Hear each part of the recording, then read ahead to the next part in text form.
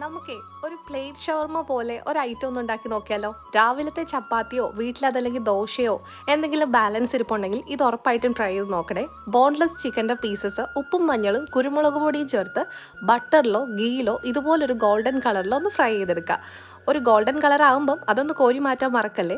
അതിനുശേഷം നമ്മൾ സെയിം പാനിലേക്ക് തന്നെ കുറച്ച് ക്യാപ്സിക്കം, ഒണിയൻ്റെ സ്ലൈസസും പിന്നെ കുറച്ച് ഗാർലിക്കിൻ്റെ പീസസും കൂടി ഇട്ട് ഒന്ന് സോട്ട് ചെയ്തെടുക്കുന്നുണ്ട്. ഒരു പിഞ്ച് ഓഫ് സോൾട്ടും കൂടെ ഞാനിവിടെ ചേർക്കുന്നുണ്ട് കേട്ടോ.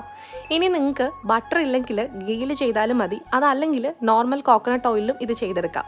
പിന്നെ ഒരു ഓംപ്ലേറ്റ് പോലെ, അതായത് നമ്മുടെ ഒരു മുട്ട ഒന്ന് നന്നായിട്ട് ബീറ്റ് ചെയ്ത് കുറച്ച് കുരുമുളകും ഉപ്പും ഇട്ടിട്ട് ഒന്ന് പൊരിച്ച് മാറ്റി വെക്കുന്നുണ്ട്.